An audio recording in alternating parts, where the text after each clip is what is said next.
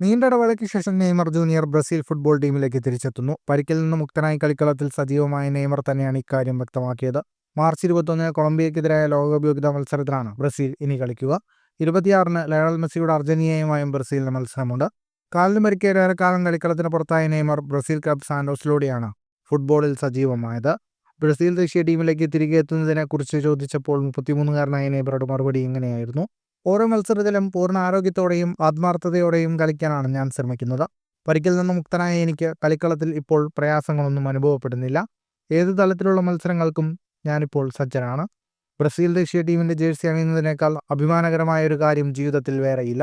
ബ്രസീലിനായി എന്തും നൽകാൻ ഒരുക്കമാണ്. പുതിയ അവസരങ്ങൾ തേടിയെത്തുമെന്നാണ് പ്രതീക്ഷ. ആ സന്തോഷത്തിനായി കാത്തിരിക്കുന്നുവെന്നും നെയ്മർ പറഞ്ഞു. സാന്റോസിനായി അവസാന മത്സരത്തിൽ നെയ്മറുടെ പ്രകടനം കാണാൻ ബ്രസീൽ കോച്ച് ഡോറിവൽ ജൂനിയർ എത്തിയതും വലിയ വാർത്തയായിരുന്നു. ഫുട്ബോൾ ലോകത്തെ കൂടുതൽ വാർത്തകൾക്കും വിശേഷങ്ങൾക്കുമായി സ്പോർട്സ് കഫേ സബ്സ്ക്രൈബ് ചെയ്യുക.